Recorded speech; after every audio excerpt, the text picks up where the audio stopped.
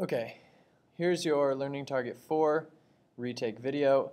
Learning Target 4 is explain how the different pieces of a slope-intercept equation are evident in a dataset, table, or graph.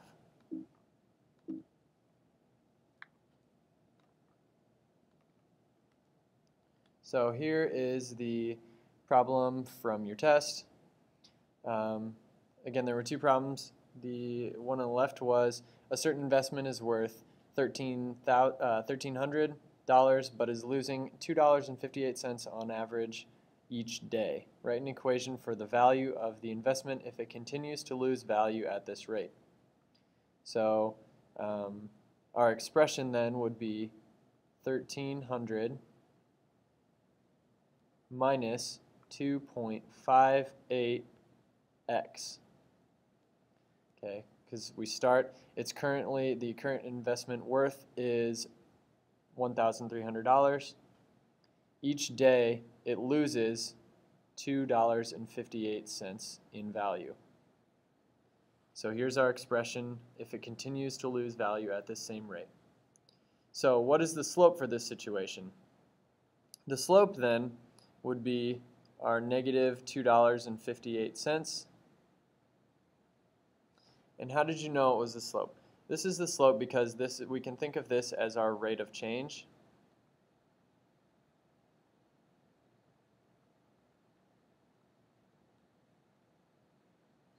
We can also think of this as being what is happening each time. If we were going to think of this in terms of a recursive routine, this would be like our rule. Okay? So each day it loses this much, and this is our starting value. So what is our y-intercept for this situation? That would be like our starting value. So that's our 1,300. That's how much it's currently worth. How did I know it was the y-intercept? This is the beginning value.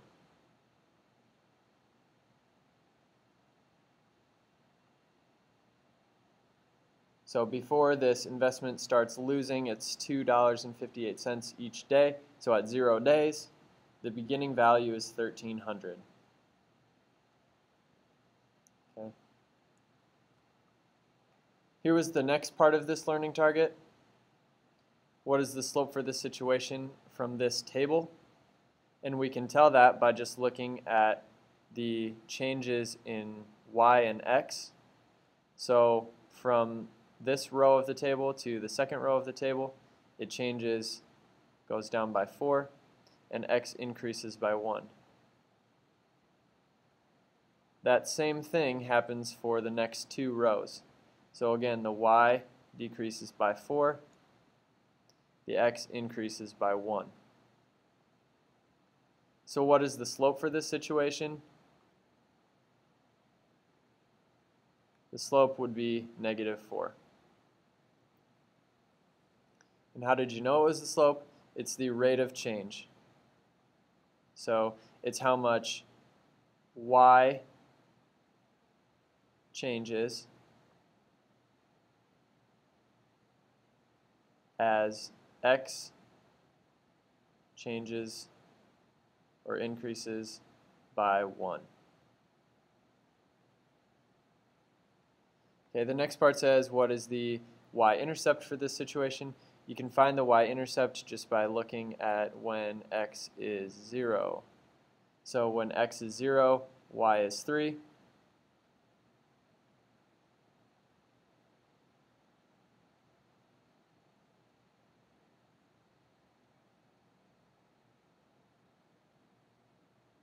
And so that's why we know it's our y-intercept.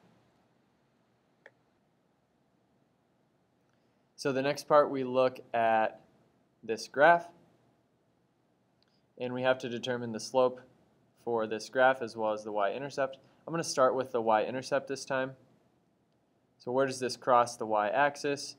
Crosses the y-axis down at -3. So -3 is our y-intercept. And how did we know? Because that is where the line crosses the y-axis at -3. Okay. To find the slope from this point what I'm going to do to find the slope is pick out another point on this line. So I'm going to pick out this one.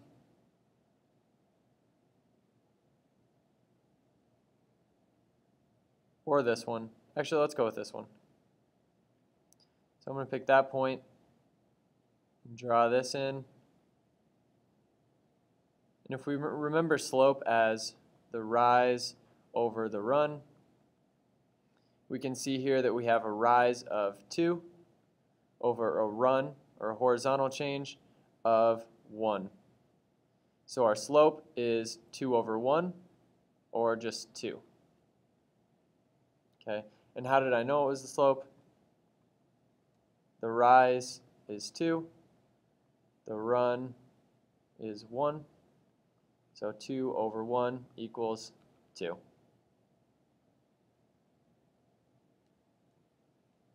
All right.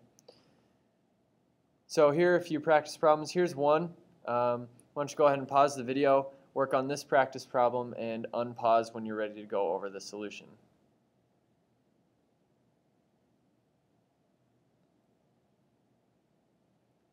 Okay, so you should be done with working through this one. So let's check your answer. So it says a failing business is currently worth $42,000. Currently worth $42,000.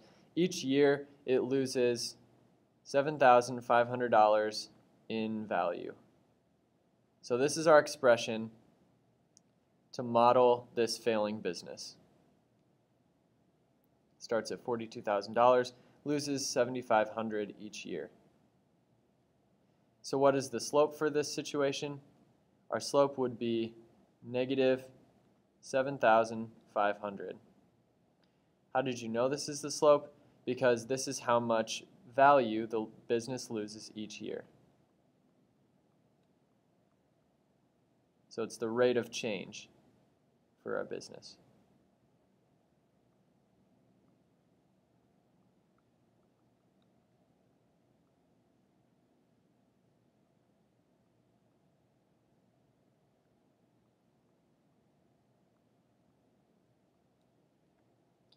Our y-intercept then is 42,000.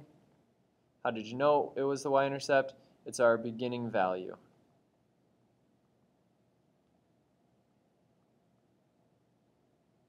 Before it's been a year and we've lost that 7,500.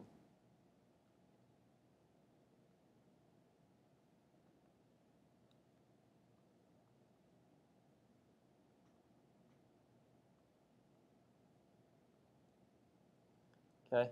Here are a couple more practice problems. So again, we need to do it from a table and a graph.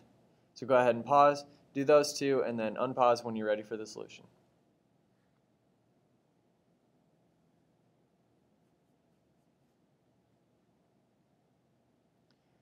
So for this first one, what is the slope? We'll look at the change in x and the change in y.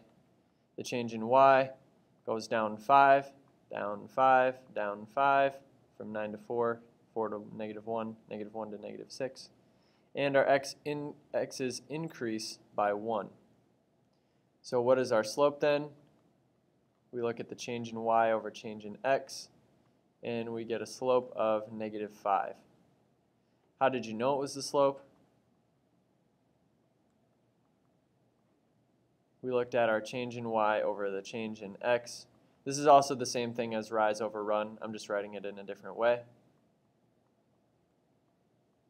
And we already found change in y is -5. Change in x is 1. So our change in y over change in x is -5, and that was our slope. The y-intercept then is found just by looking at when x is 0. So the y value when x is 0 is 4.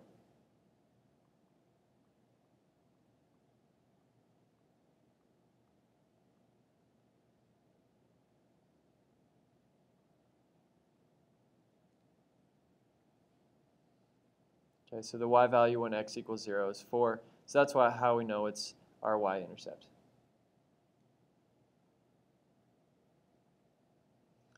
So then the last one we have to look at is this graph.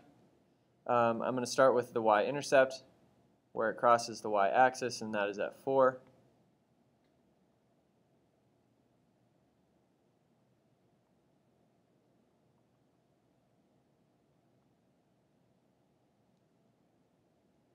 Then to find the slope, I'm going to pick out this point up here. And remember, we need to find the rise over the run, or the change in y over the change in x. Our rise is going to be 2, and our run is going to be 3. So we rise 2, run 3, and our slope is 2 over 3. And how did we know? Is because we have a rise of 2, a run of 3, so rise over run is 2/3.